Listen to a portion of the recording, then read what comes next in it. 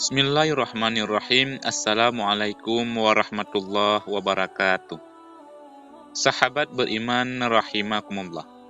Tahukah Anda bahwa terdapat dosa yang lebih besar dibandingkan dengan berzina dan membunuh bayi hasil zina? Bahkan dosa ini lebih besar dari 1000 kali zina. Berhati-hatilah, karena perbuatan ini sering kali dan banyak yang melakukannya. Kira-kira dosa apakah itu? Dikisahkan pada suatu senja yang lenggang di zaman Nabi Musa alaihissalam, terlihat seorang wanita berjalan terhuyung-hayang. Pakaiannya yang serba hitam menandakan bahwa ia berada dalam duka cita yang mencekam. Tudung kepalanya menangkup rapat hampir seluruh wajahnya, tanpa rias muka atau perhiasan yang menempel di tubuhnya. Kulit yang bersih, badan yang ramping, dan roman mukanya yang ayu tidak dapat menghapus kesan kepedihan yang tengah meroyak hidupnya. Ia melangkah terseret-seret mendekati kediaman rumah Nabi Musa alaihissalam. Diketuknya pintu perlahan-lahan sambil mengucap salam. Maka terdengarlah ucapan dari dalam, "Silahkan masuk." Perempuan cantik itu pun lalu berjalan masuk sambil kepalanya terus menunduk.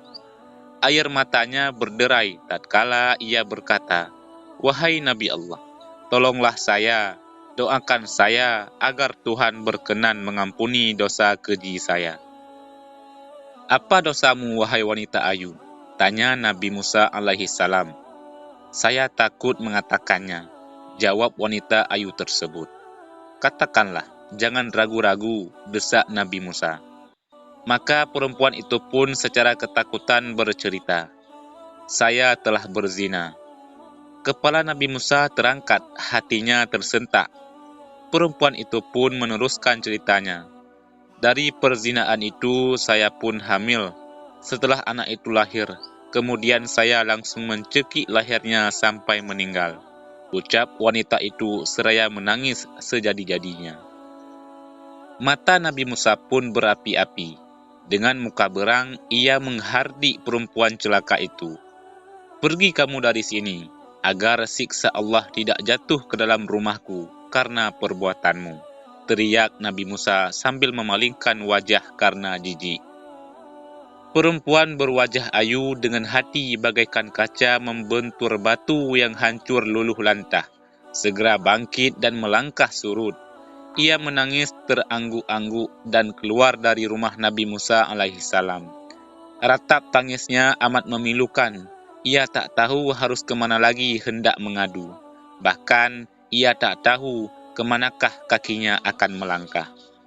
Bila seorang nabi saja sudah menolaknya, bagaimana pula manusia lain bakal menerimanya? Terbayang olehnya betapa besar dosanya, betapa jahat perbuatannya. Setelah wanita ayu keluar dari rumah Nabi Musa, Malaikat Jibril pun turun mendatangi Nabi Musa.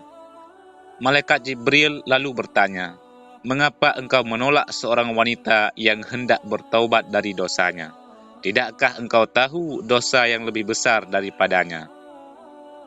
Nabi Musa pun terperanjat.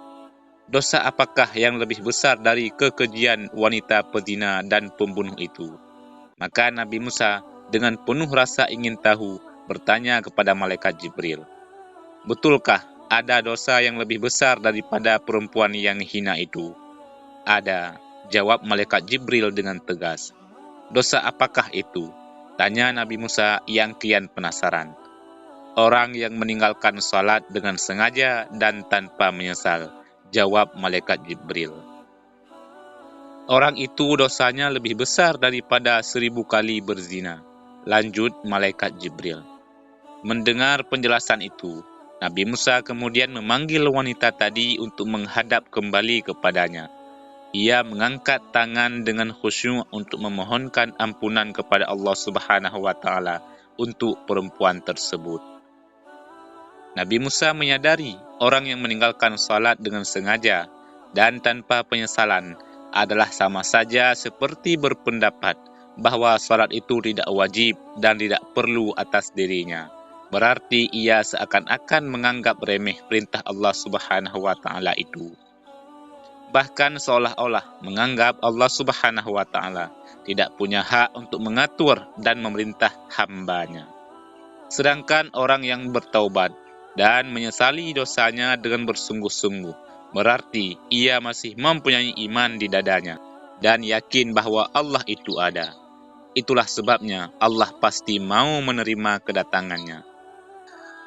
Ibnu Qayyim al-Jauziyah mengatakan, kaum muslimin bersepakat bahwa meninggalkan salat 5 waktu dengan sengaja adalah dosa yang paling besar, dan dosanya lebih besar dari dosa membunuh, merampas harta orang lain, berzina, mencuri, dan meminum minuman keras.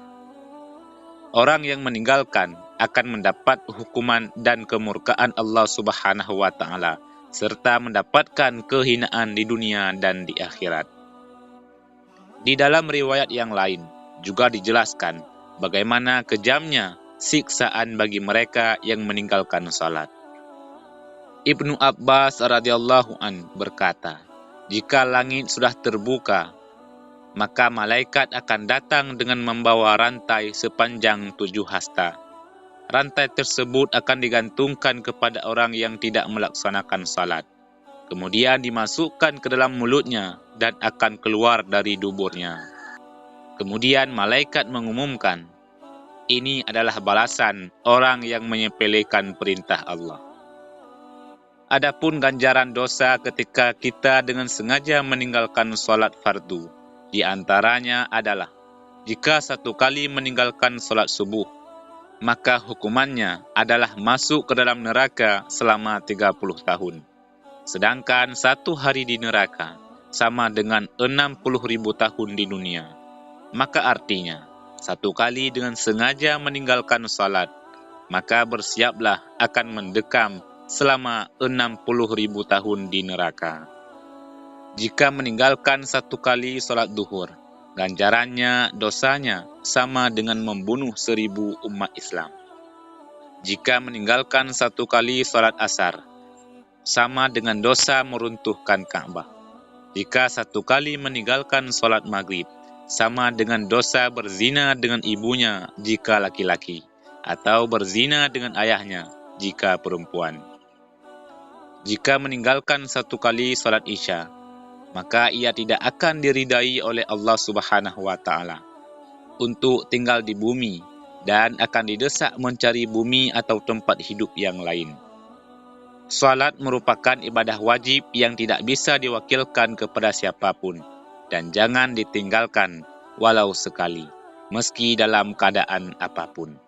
Semoga kita menjadi orang-orang yang senantiasa mendirikan salat, melaksanakannya tepat waktu, serta mampu mengajak keluarga lainnya untuk salat tepat waktu dengan istiqamah.